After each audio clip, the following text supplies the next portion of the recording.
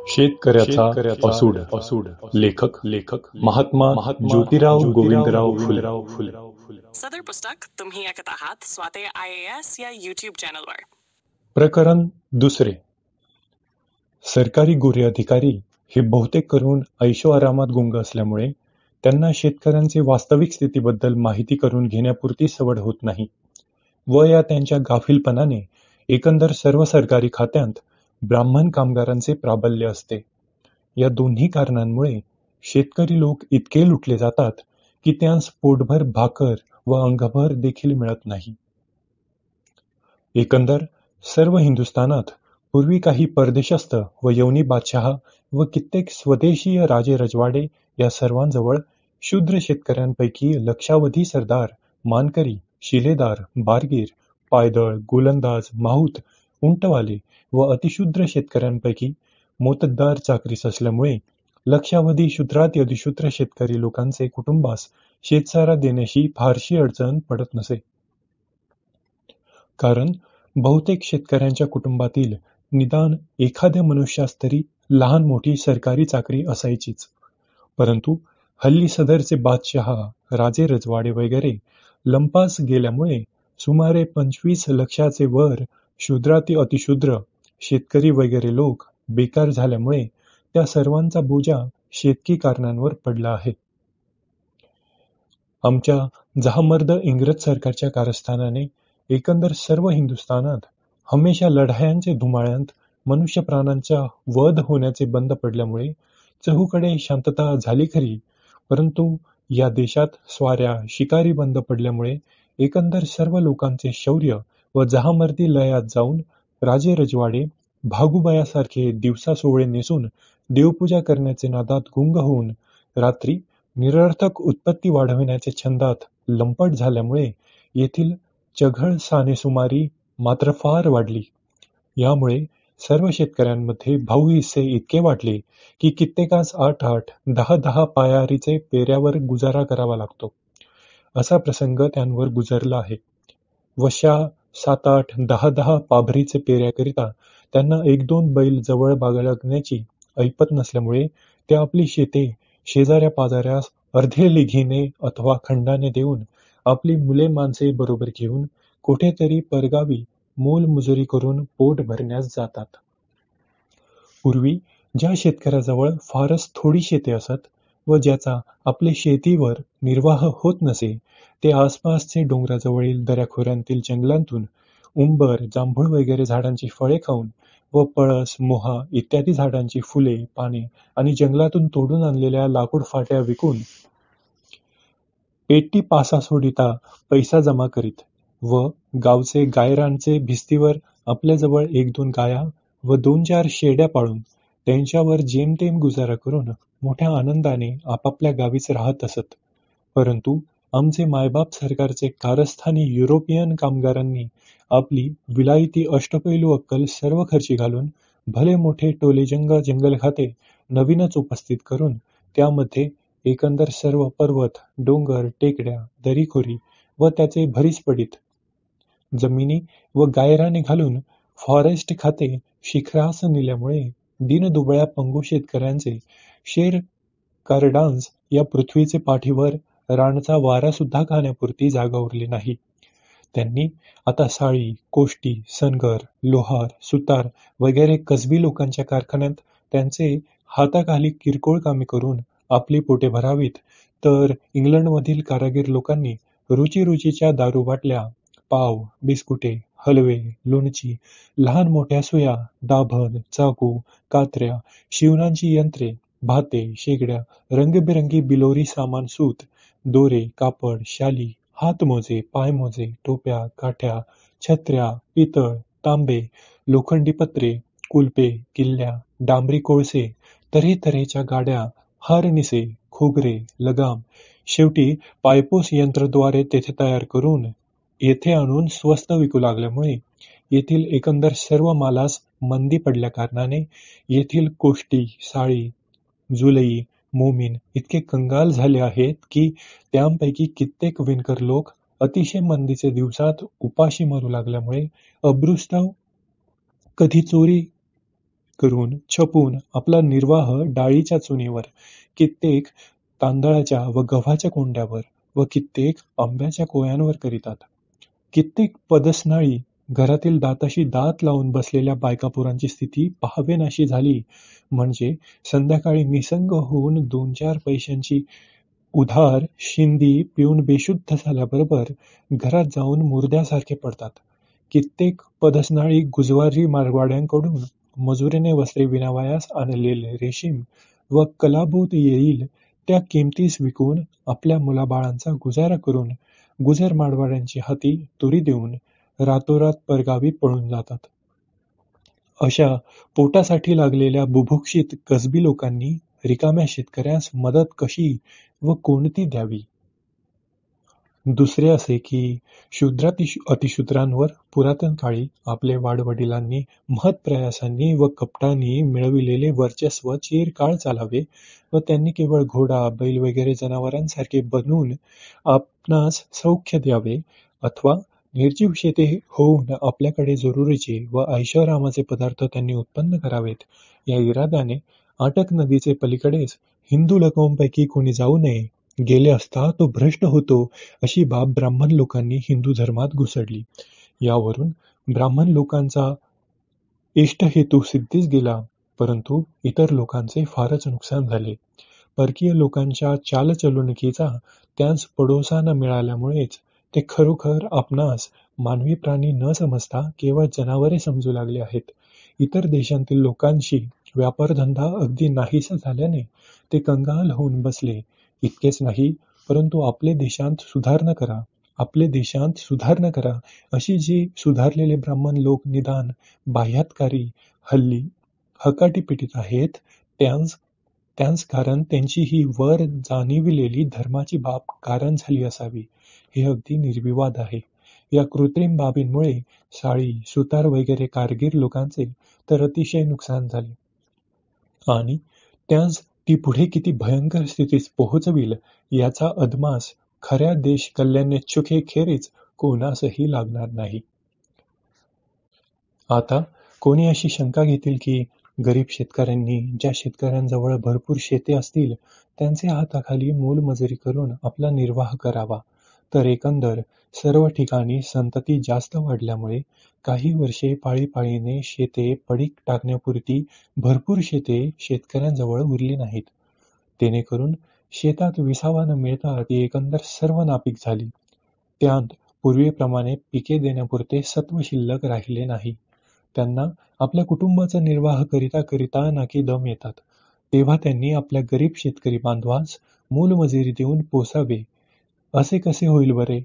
अशा चोहूकडून अडचणीत सापडलेल्या बहुतेक शेतकऱ्यांस आपली उघडी नागडी मुले शाळेत पाठविण्याची सवड होत नाही व हे सर्व आमच्या दूरदृष्टी सरकारी कामगारांस पक्केपणे माहीत असून ते सर्व अज्ञानी मुक्या शेतकऱ्यास विद्या देण्याच्या मिशाने सरकटीने लाखो रुपये लोकल फंड गोळा करीतात, पण त्यांपैकी 1/3 रक्कम नावाला विद्याखाती खर्ची घालून कोठे कोठे तुरळक शाळा घातल्या आहेत. त्या शाळेत थोडी बहुत शेतकरी आपली मुळे पाठवितात, परंतु त्यांचे मुलांस शिकवणारे शिक्षक स्वतः शेतकरी नसल्याने त्यास असावी तशी आस्था असते काय? जे लोक आपल्या मतलबी धर्माच्या बडिवारामुळे शेतकऱ्यास नीच मानून सर्व काळ स्नानसंध्या व सोवळेसाच करणारे, त्यांपासून शेतकऱ्यांचे मुलांस यथाकाळी योग्य शिक्षण न मिळता ते तसेच ठोंबे राहतात. यात नवल नाही, कारण आज पावेतो शेतकऱ्यांपासून वसूल केलेल्या लोकल फंडाचे मानाने शेतकऱ्यांपैकी काही सरकारी कामगार झाले आहेत काय? व तसे घडून आले असल्यास ते कोणकोणत्या खात्यात, कोणकोणत्या हुद्द्यांची कामे करीत आहेत, याविषयी आमचे वाकबगार शाळा खात्यांतील डिरेक्टर साहेबांनी नावनिशीवर पत्रक तयार करून सरकारी गॅझेटांत छापून प्रसिद्ध केल्यास शेतकरी आपले मायबाप सरकारास मोठ्या उल्हासाने जेव्हा दुवा देतील, तेव्हा सरकारी ग्वाझेटियर मायबापांचे डोळे उघडतील. कारण खेड्यापाड्यांतून जेवढे म्हणून शिक्षक असतात, ते सर्व बहुत करून ब्राह्मण जातीचेच असतात. त्यांचा पगार 8-12 रुपयांचे वरती नसतो व ज्यांची योग्यता पुण्यासारख्या शहरांस 4-6 रुपयांचे वरती नसते, असले पोटाशी अविद्वान ब्राह्मण शिक्षक आपला मतलबी धर्म व कृत्रिमी जात्याभिमान मनात दृढ धरून शेतकऱ्यांचे मुलांस शाळेत शिकविता शिकविता उघड रीतीने उपदेश करतात की तुम्हाला विद्या शिकून कारकुनांच्या जागा न मिळाल्यास आम्हासारखी पंचांगी हाती घेऊन घरोघर भिक्षा का मागावयाचे आहेत? अशा अज्ञानी शेतकऱ्यांच्या शेतांची दर 3 वर्षांनी पैमाश करीताना आमचे धर्मशील सरकारचे डोळे झाकून प्रार्थना करणारे युरोपियन कामगार शेतकऱ्यांचे बुडक्यावर थोडी तरी पट्टी वाढविल्याशिवाय शेवटी आमेनची आरती म्हणून आपल्या कंबरा सोडित नाहीत. परंतु सदाचे काम चालू असता शिकारीचे शौकी युरोपियन कामगार ऐशारामात व ख्यालीखुशालीत गुंग असल्यामुळे त्यांचे हाताखालचे धूर्त ब्राह्मण कामगार अज्ञानी शेतकऱ्यास थोडे का नाव ठेवितात व युरोपियन कामगार त्यांच्यावर बारीक नजर ठेवितात काय? जेव्हा अज्ञानी व मूढ शेतकऱ्यांस आपसात शेताच्या बांधाबद्दल किंवा सामायिक विहिरीवर असलेल्या भाऊबंदकीच्या पानपाळीसंबंधी थोडीशी कुरबुर होऊन मारामारी झाली की कळीचे नारद भट कुलकर्णी यांनी दोन्ही पक्षांतील शेतकऱ्यांचे आळीने जाऊन त्यास निरनिराळे प्रकारचे उपदेश करून दुसऱ्या दिवशी त्यांपैकी एक पक्षास भर देऊन त्यांचे नावाचा अर्ज तयार करून त्यास मामलेदाराकडे पाठवितात. पुढे प्रतिवादी व साक्षीदार हे समन्स घेऊन आलेल्या पट्टेवाल्यास बरोबर घेऊन आपली समन्से रुजू करण्याकरिता कुलकर्ण्यांचे वाड्यात येतात व त्यांची समन्से रुजू करून शिपायास दरवाजाबाहेर घालविताच दोन्ही पक्षकारांस पृथक पृथक एके बाजूला नेऊन सांगावयाचे की तुम्ही अमक्या व तुम्ही तमक्या वेळी मला एकांती येऊन भेटा, म्हणजे त्याविषयी एखादी उत्तम तोड काढू. नंतर नेमलेल्या वेळी वादी व त्याचे पक्षकार घरी आल्यावर त्यास असे सांगायचे की तुम्ही फार तर काय परंतु अमुक रकमेपर्यंत मन मोठे कराल तर मामलेदार सावळ्यांचे फडणवीसा सांगून तुमचे प्रतिवादीस काही ना काहीतरी सजा देवितो, कारण ते केवळ फडणवीसाचे हातात आहेत. मी बोलल्याप्रमाणे काहीच घडून न आणल्यास मी तुमची रक्कम त्याचपासून परत देऊन तुम्हास देईन व माझे श्रमांबद्दल बहिरोबा तुम्हाला जी बुद्धी देईल तेच द्या, किंवा काहीच दिले नाही तरी चिंता नाही, माझी काही त्याविषयी तक्रार नाही. तुम्हाला यश आले म्हणजे आम्ही सर्व मिळविले. नंतर प्रतिवादीचे पक्षकाराकडून वादीचे दुपटीने व आपल्या श्रमांबद्दल काही मिळवून रक्कम घेऊन त्याचबरोबर असा करार करावयाचा की मी सांगतो तशी तुम्ही तक्रार देऊन त्याच्याबद्दल 2-3 बनावट साक्षीदार द्या, म्हणजे फडणवीसा सांगून तुमच्या केसासही धक्का लागू देणार नाही, कारण त्याचे वजन मामलेदार साहेबावर कसे काय आहे हे तुम्हाला ठाऊकच आहे. व आता मी तुम्हाबरोबर करार केल्याप्रमाणे तुमचे काम फत्ते न झाल्यास त्याच दिवशी तुमची रक्कम त्याचपासून परत आणून तुमची तुम्हास देईन, परंतु माझे श्रमाबद्दलचे घेतलेल्या रुपयांतून तुम्हास एक कवडी परत करणार नाही, हे मी आत्ताच सांगतो. नाहीतर अशा खटपटी वाचून माझी काही चूल अडली नाही. नंतर मामलेदार कचेरीतील ब्राह्मण कामगार अक्षरशून्य अशा वादी प्रतिवादींच्या व त्यांच्या साक्षीदारांच्या जबान्या घेतेवेळी ज्या पक्षकारांकडून त्यांची मूठ गार झाली असेल त्यांच्या जबान्या घेतेवेळी त्याच काही सूचक प्रश्न घालून अनुकूल जबान्या तयार करीतात. परंतु ज्या पक्षकारांकडून त्यांच्या हात नीट ओला झाला नसेल त्यांच्या जबान्या लिहितेवेळी त्यामध्ये एकंदर सर्व मुद्दे मागे पुढे भरून अशा तयार करतात की त्यांपासून वाचणाऱ्याच्या किंवा ऐकणाऱ्याच्या मनात त्या कजाचे वास्तविक रूप न येता त्यांच्या समज त्यांच्या विरुद्ध होईल. कित्येक ब्राह्मण कानकून अज्ञान शेतकऱ्यांच्या जबान्या लिहिताना त्यांतील काही मुद्द्यांची कलमे अजिबात गाळून टाकीतात. कित्येक ब्राह्मण कामगार शेतकऱ्यांच्या जबान्या आपल्या घरी नेऊन रात्री दुसऱ्या जबान्या तयार करून सरकारी दप्तरात आणून ठेवितात. असे असेल तर एखादा निपक्षपाती जरी अंमलदार असला तरी त्याच्या हातूनही अन्याय होण्याचा संभव आहे.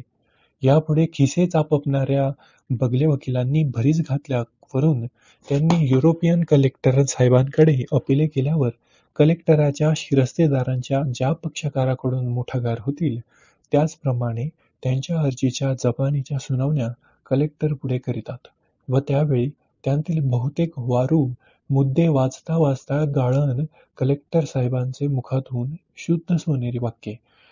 तुमची तक्रार टरकटी आहे.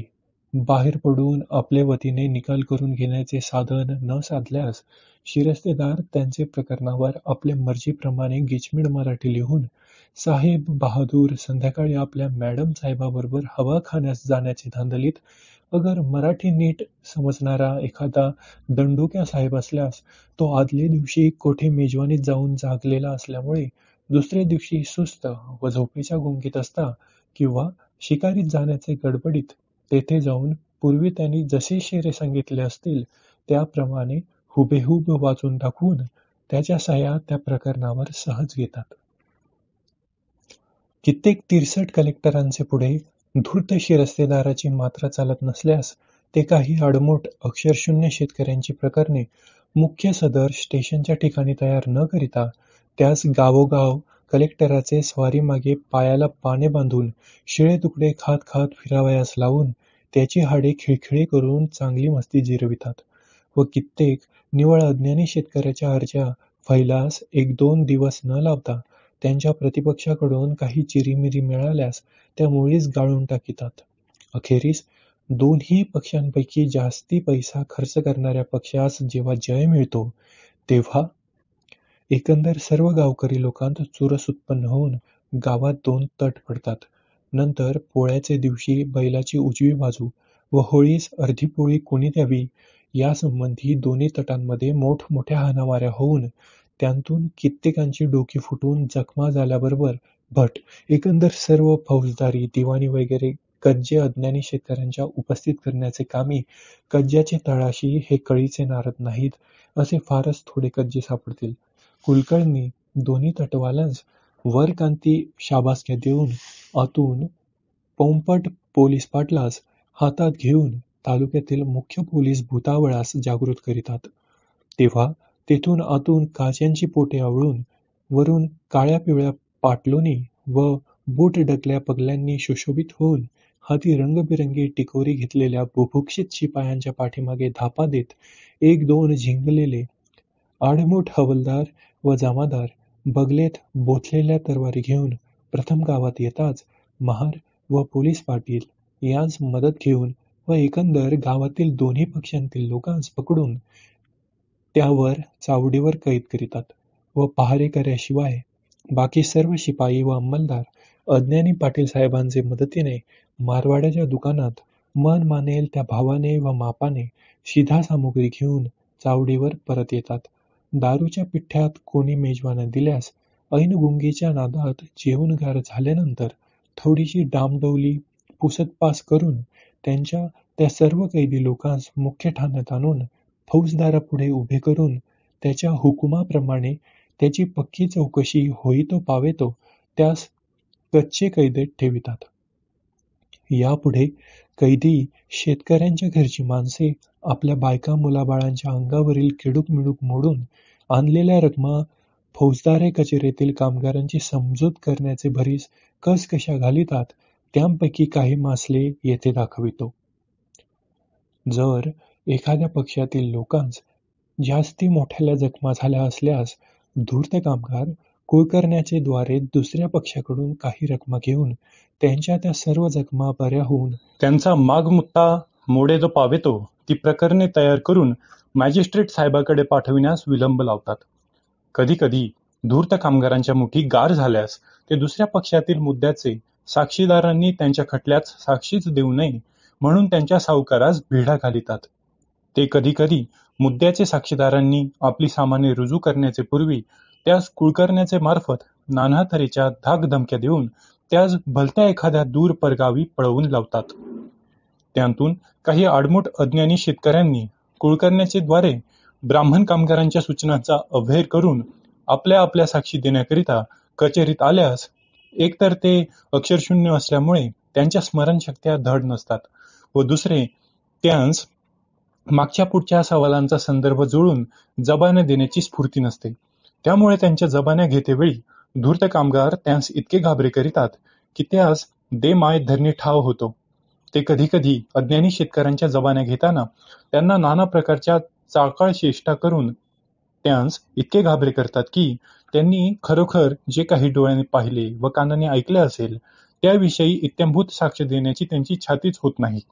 याशिवाय कित्येक धाडसी कामगारांच्या हातावर भक्कम दक्षिणा पडल्या की ते कुळकर्ण्याच्या सहाय्याने कागदाचे, कायद्याचे, धोरणाप्रमाणे नाना प्रकारचे बनाऊ पुरावे व साक्षीदार तयार करून मन मानेल त्या त्या अज्ञानी शेतकऱ्यास दंड अथवा ठेपा करवितात.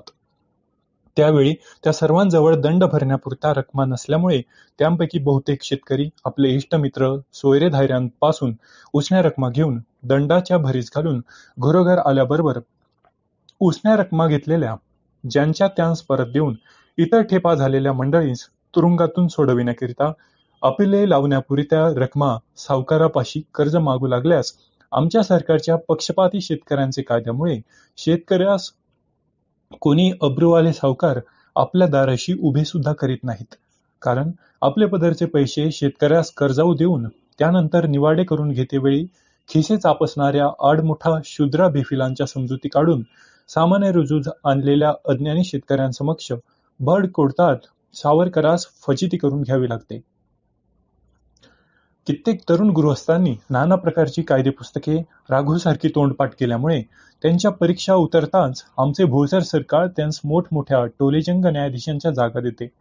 परंतु हे लोक आपल्या सार्वजनिक मूळ महत्वाच्या बांधवी संबंध तोडून आपण येथील भूदेवाचे औरस वारसपुत्र बनून कोर्टात एकांतर सर्व प्रजातींतील वयोवृद्ध वडील दुबळ्या गृहस्थांस तुच्छ मानून त्यांची हेळसांड करीतात.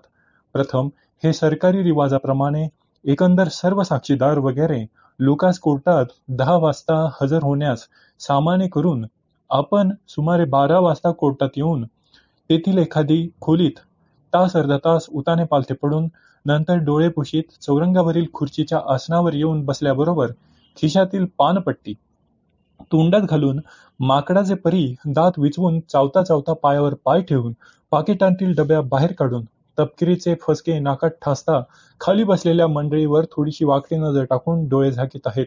इतक्यात तांबडी पगडी, काळी डगडी पाटलोबोवांनी चष्क बनवून आलेल्या प्लीड वकिलांनी त्यांच्या पुढे उभे राहून मिशांवर ताव देऊन योरानर म्हणण्याची चोपदारी ललकारी ठोकल्याबरोबर हे भूदेव जज्जे साहेब आपल्या पोटावर हात फिरवून आपले जात भाऊ वकिलास विचारतात की तुमचे काय बोलणे आहे. यावरून वकील साहेब आपल्या खिशात हात घालून म्हणतात की आज एका खुनी खटल्याच्या संबंधाने आम्हा सेशनात हजर होणे आहे. सबब आपण मेहरबान होऊन आमचे मार्फतचे येथील कर्जे आज तहकूब करावेत. हे म्हणताच न्यायाधीशांनी माना हलवून गुढ्या दिल्याबरोबर वकील साहेब गाड्या घोड्यावर स्वार होऊन आपला रस्ता धरिताच न्यायाधीश आपल्या कामाची सुरुवात करीतात. याविषयी येथे थोडेसे नमुन्याकरिता घेतो. कित्येक भूदेव न्यायाधीश आपल्या उंच जातीच्या तोऱ्यांत किंवा कालच्या ताज्या अंमलाच्या झोकात न्याय करीताना बाकी सर्व जातीतील बहुतेक लोकांबरोबर अरे तुरेशिवाय भाषणच करत नाहीत. कित्येक अक्कडबाज गृहस्थांनी कोर्टात आल्याबरोबर राजबेंड्या भूदेवास लवून मुजरे केले नाहीत तर त्यांच्या जबान्या घेतेवेळी त्यांस निरर्थक छळीतात. तशात ब्राह्मणी धर्माच्या विरुद्ध एखाद्या ठिकाणी समाज उपस्थित होऊन त्यास सामील असणाऱ्यांपैकी थोर गृहस्थास कोर्टात हजर उपस्थित होऊन त्यास सामील असणाऱ्यांपैकी त्यांचा सूड येथे सुधारणा करणाऱ्या लोकांनी सरकारच्या नावाने का शिमगा करावा असा त्यांचा सूड उगविण्याकरिता त्यांच्या श्रीमंतीची अथवा वयोवृद्धपणाची काडी मात्र पर्वा न करिता त्यांची भर कोर्टात जबान्या घेतेवेळी रेवडी रेवडी करून सोडतात. त्यांतून हे भूदेव बौद्ध धर्मी मारवाड्यांची फटफजिती व पट्टाधूळ कशी उडवतात हे जगजाहीर आहेच. कधी कधी या छदनी भूदेवाच्या डोक्यात वाली प्रतिवादींच्या बोलण्याचा भावार्थ बरोबर शिरेनासा झाला म्हणजे हे सान संध्याशील श्वानासारखे चवताळून त्याच्या हृदयाला कठोर शब्दांनी चावे घेतात. ते असे की तू बेवकूफ आहेस, तुला 20 फटके मारून एक मोजावा, तू लाल तोंड्याचा भाऊ 3 शेंड्या मोठा लुच्चा आहेस. त्यावर त्यांनी काही हूचू केल्यास त्या गरिबाचे दावे रद्द करतात. इतकेच नव्हे परंतु या खुणशी न्यायाधीशांच्या तब्येती गेल्या की सर्व त्यांच्या जबान्या घरी नेऊन त्यातील काही मुद्द्याची कलमे गाळून त्याऐवजी दुसऱ्या ताज्या जबान्या तयार करून त्यावर मन मानेल तसे निवाडे देत नसतील काय. कारण हल्ली कोणत्याही जबानांवर जबान्या लिहून देणाऱ्यांच्या सह्या अथवा निशाणा करून घेण्याची वहिवाट अजी काढून टाकली आहे. सारांश: बहुतेक भूदेव न्यायाधीश मन मानेल तसे घाशीराम कोतवालासारखे निवाडे करू लागल्यामुळे कित्येक खानदान चालीच्या सभ्य सावकारांनी आपल्या देवघेवीचा व्यापार बंद केला आहे. तथापि बहुतेक ब्राह्मण व मारवाडी सावकार सदरचे अपमानाचा विधिनिषेध मनात न आणता कित्येक अक्षरशून्य शेतकऱ्यांबरोबर देवघेवी करीतात. त्या अशा की प्रथम ते अडचणीत पडलेल्या शेतकऱ्यांस फुटकी कवडी न देता त्याचपासून लिहून घेतलेल्या कर्ज रोख्यांवरून त्याचवर सरकारी खात्यांतून हद्दपार झालेल्या खंगार पेन्शनर्स लोकांनी सुशोभित केलेल्या लवाद कोर्टात हुकूमनामे करून घेऊन नंतर व्याज म्हणून ती कापून घेऊन बाकीच्या रकमा त्यांच्या पदरात टाकीतात. हल्ली कित्येक ब्राह्मण व मारवाडी सावकार नापतीच्या अक्षरशून्य शेतकऱ्यास सांगतात की सरकारी कायद्यामुळे तुम्हास गहाणावर कर्जावर रुपये आम्हास देता येत नाहीत. यास्तव तुम्ही जर आपली शेते आम्हास खरेदी करून द्याल तर आम्ही तुम्हास कर्ज देऊ व पुढे आमचे रुपयांची फेड केल्याबरोबर आम्ही तुमची शेते परत खरेदी करून तुमच्या ताब्यात देऊ. असं म्हणून शपथा घेऊन बोल्या मात्र करीतात. परंतु या सोहळ्या व अहिंसक सावकारापासून कुटुंबवत्सल अज्ञानी भोळ्या शेतकऱ्यांची शेते क्वचितच परत मिळतात.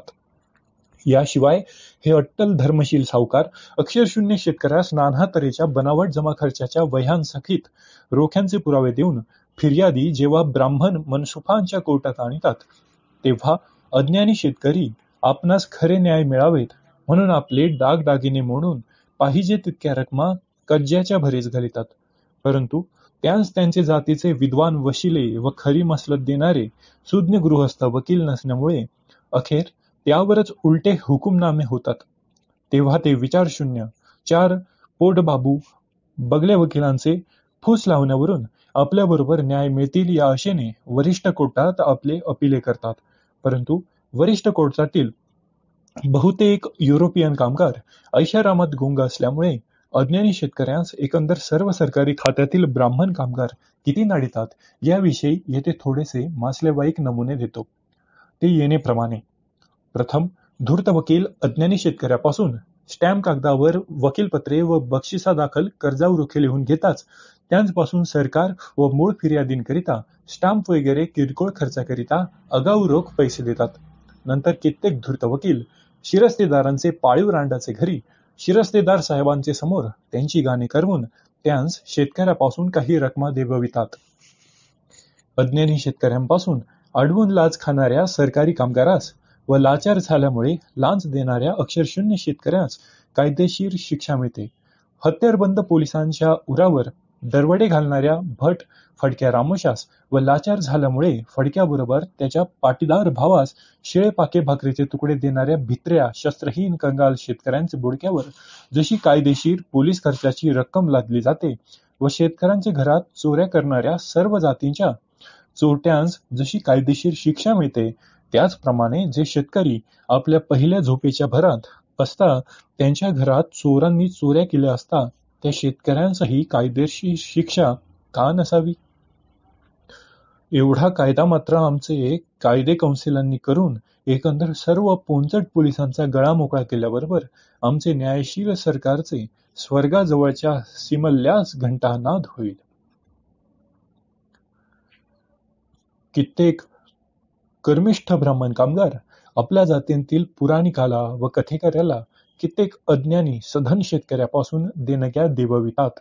कित्येक धोरणी धूर्त अज्ञानी भोळ्या सधन शेतकऱ्यास गाठून त्यांच्याकडून राधाकृष्णाची नवी देवळे गावोगावी बांधवून काही जुन्या देवळांचा जीर्णोद्धार करवितात व त्यांच्याकडून उद्यापनाचे निमित्ताने मोठमोठाली ब्राह्मण भोजने काढितात.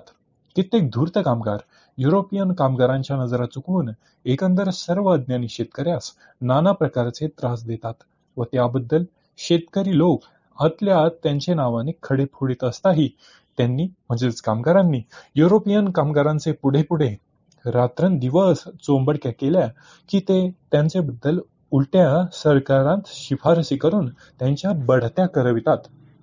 त्यांतून बहुतेक युरोपियन कामगारांस 10-20 मिनिटे अस्खलित मराठी भाषण करण्याची केवढी मारामार पडते आणि अशा तुम्ही आम्ही करणाऱ्या युरोपियन कामगारांस सातारकर छत्रपती महाराज, हिम्मत बहादर, सरलष्कर, निंबाळकर, घाटगे, मोहिते, दाभाडे, घोरपडे वगैरे शेतकरी या लोकांपेक्षा सरकारवर आपले चरितार्थाचा बोजा टाकून कोणत्याही प्रकारे न टाकता स्वतंत्ररीतीने उद्योगधंदा करून अनेक प्रसंगी आपला मौल्यवान वेळ खर्च करून लोककल्याणाची कामे झटून करणारे लोकांस सरकारने विशेष मान देणे हे रास्त आहे. नाहीपेक्षा आपल्या जी प्रसिद्ध मन आहे, मेहनती दिलगीर आणि चोरटे खुशाल, त्या म्हणीप्रमाणे न्याय होणार आहे. जहा मर्दाची खासगत सोजरी भाषणांतील सर्व गारांनी शिस्तवार समजून घेऊन त्याचे परिहार ते कसे करीत असतील ते देव जाणे. कित्येक धूर्त ब्राह्मण कामगार आपल्या धोरणाने सदा सर्व काळ वागू लागतील वा इराद्याने ते जिल्ह्यातील कित्येक कुटाळ असून वाचाळ भट ब्राह्मणांस पुढे करून त्यांचे हातून जागजाग मोठाले जंगी समाज उपस्थित करवितात व यांतून आतून आपण अन्य रीतीने शूद्रांतील शेतकरी, गवतवाले, लाकडवाले, कंडक्टर, पेन्शनर्स व इस्टेटवाले गृहस्थांकडे आपले वजन ते भिडा खर्ची घालून त्यास पाहिजेल त्या समाजात सभासद करवितात. कित्येक युरोपियन कामगारांच्या काही घरगुती नाजूक कामास मदत देण्याचे उपयोगी ब्राह्मण शिरस्तेदार पडले की युरोपियन कामगार त्यांच्याविषयी सरकारात शिफारसी करून त्यांस रावसाहेबांच्या पदव्या देववितात आणि सदरचे युरोपियन कामगारांच्या जेव्हा दुसऱ्या जिल्ह्यात बदल्या होतात तेव्हा हे तोंडपुंजे रावसाहेब मनास येतील तशी मानपत्रे तयार करून त्यावर शहरातील 4 पोकळ प्रतिष्ठा मिरविणाऱ्या अज्ञानी सधन कुणब्याच्या माळ्यांच्या व तेल्या तांबाळ्यांच्या मोडक्या तोडक्या सह्या भरतीला घेऊन भलत्या एखाद्या अक्षरशून्य शूद्र कॉन्ट्रॅक्टरच्या टोलेजंग दिवाणखान्यात मोठमोठ्या सभा करून त्यामध्ये त्यास ही मनपत्रे देतात. सारांश: अस्मानी सुलतानीमुळे पडलेल्या दुष्काळापासून ते टोळ्यांच्या तडाख्यापासून होणारे नुकसान केव्हा तरी भरून येते, परंतु एकंदर सर्व लहान मोठ्या सरकारी खात्यात बहुतेक युरोपियन कामगार ऐशारामात गुंग असल्यामुळे त्या सर्व खात्यात भट पडून ते कोकणातील ब्राह्मण खोतासारखे येथील सर्व अक्षरशून्य शेतकऱ्यांचे जे नुकसान करीतात ते कधीही भरून येण्याची आशा नसते.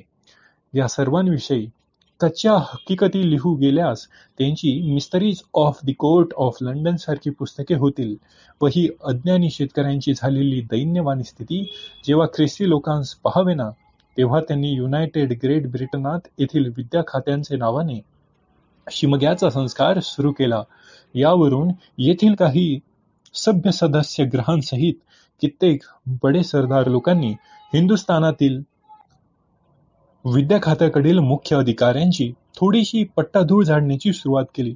कोठे न केली तोच मायाळू गव्हर्नर जनरल साहेबांनी येथील विद्या खात्याविषयी पक्की चौकशी करण्याकरता 4-5 थोर विद्वान गृहस्थांची कमिटी स्थापून त्यामध्ये मेहरबान हंटर साहेब मुख्य सभानायक स्थापत्यांस त्यांनी आपल्या साथीदारास बरोबर घेऊन निमरॉड शिखाऱ्यासारखे तिन्ही प्रेसिडेन्सीत आगगाड्यांतून मोठी पायपीट केली.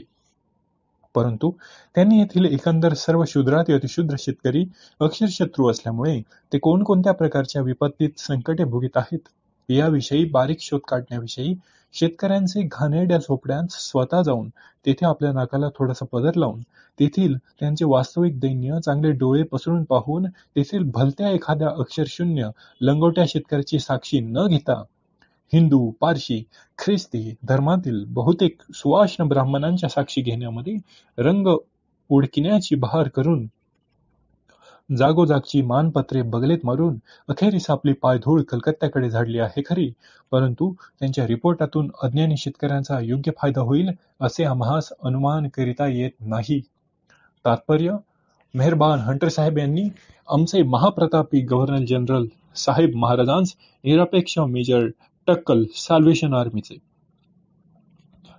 साहेबासारख्या धूर्त लोकांशी टक्कर मारण्याकरिता आपल्या कामाचा राजीनामा देऊन स्वतः दीनदुबळ्या अज्ञानी शेतकऱ्यांचे आळोआळीने खटाऱ्यांत बसून त्यांस अज्ञानांधकारांतून मुक्त करण्याचे खटाटोपीचा प्रसंग आणला नाही, म्हणजे हंटर साहेबांच्या नौबतीचा डंका वाजेल व त्याचा आवाज पाताळच्या प्रजासत्ताक राज्याच्या प्रतिनिधींच्या कानी पडिताच त्यांचे डोळे उघडून त्यांच्या अंतःकरणात आमचे दीनबंधू काळे लोक, रेड इंडियन्स यांविषयी दया उद्भवेल.